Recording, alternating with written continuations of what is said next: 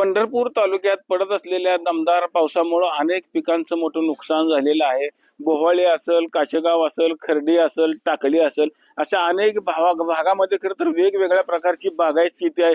कुठं डाळिंब आहे तर कुठं द्राक्ष आहेत। अशा सगळ्या पिकांचं मोठ्या प्रमाणात नुकसान झालेलं आहे। अनेक शेतामध्ये जर आपण बघितलं तर त्याला शेततळ्याचं स्वरूप प्राप्त झालेलं आपल्याला पाहायला मिळतं। हजारो हेक्टर जमिनीमध्ये अशा पद्धतीने खरं तर हे शेततळ झालेलं आहे। प्रत्येक पिकाचं मोठं नुकसान झालेलं, अनेक झाडं खरं तर आता कुजून पडलेले आपल्याला पाहायला मिळतं। या वर्षी खरं तर द्राक्षाचं पीक खरं तर मोठ्या प्रमाणामध्ये शेतकऱ्यांनी लावलं होतं, मात्र हे पीक आता येणार की नाही ही शंका खरं तर व्यक्त केली जाते। असेच काही सगळे शेतकरी आपल्या बरोबर काय सांगतात, तुमचे खरं तर द्राक्षाची बाग आहे, किती नुकसान झालेले आहे?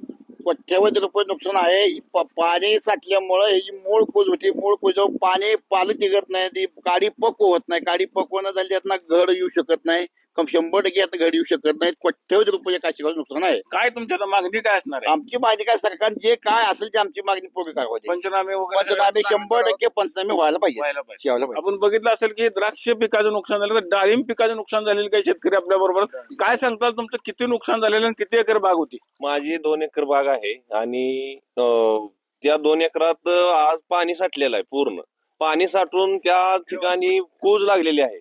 कूज असे डाळिंब पूर्ण तयार आहे, 100, 200, 300, 400 ग्राम पर्यंत। ते माल जर कूज झाला तर आज शेतकरी खाणार काय?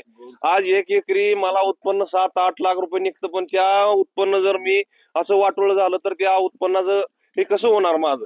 मी पुढल्या वर्षी कसं मी पाया भक्कम कसं करणार? कर्जमाफी व्हावी अशी मागणी?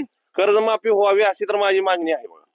काय सांगतात, तुमचं किती नुकसान झालेलं, कशी बाग आहे तुमची? आमची द्राक्षी बाग आहे, पूर्णपणे बागेत पाणी आहे, हे बघू शकता तुम्ही। पानात काय राहिलेलं नाही, काडीत काय राहिलं नाही। अक्षरशः शेतकरी दैनंदिन अवस्था एवढी रडण्यासारखी झाली आहे, कोणी दखल घ्यायला तयार नाही। आमची 100% मागणी, हेक्टरी आम्हाला 1.5 लाख रुपये मदत, नाही तर कर्जमाफी पूर्णपणे 100% झालेली पाहिजे। आता काही बाग तोडावी लागेल, बागेत काही राहिलं नाही, तोडण्याशिवाय पर्याय नाही। तोडण्याला सुद्धा आमच्याकडे पैसे नाहीत, तोडण्याला सुद्धा मजूर नाहीत, पैसे नाहीत आमच्याकडे। एवढी दैनंदिन अवस्था झाली आमची। कोरोनापासून आमच्या द्राक्षाचा हाल चालू आहे। कोण शासकीय अधिकारी आलो? कोणी आलेलं नाही आमच्याकडे, अजून कोणी आलेलं नाही। आपण बघितलं असेल की काशेगाव असेल, टाकली असेल, या भागामध्ये प्रचंड अशी अतिवृष्टी झालेली आहे। त्यामुळे आपण बघू शकतो की अक्षरशः शेतामध्ये गुडघ्या एवढं पाणी करतं, प्रत्येकाच्या शेतामध्ये असे तयार झालेले आहे। त्यामुळे द्राक्ष बागायतदार असतील, डाळिंब बागायतदार असतील, सगळ्यांनी खरं तर लवकरात लवकर पंचनामे करावे, त्याचबरोबर कर्जमाफी झाली पाहिजे आणि नुकसान भरपाई मिळावी अशी मागणी आता सगळ्यांनी केलेली आपल्याला पाहायला मिळत आहे। पंढरपुरातून कॅमेरामॅन जगदीश रवी लवेकर, TV9 मराठी।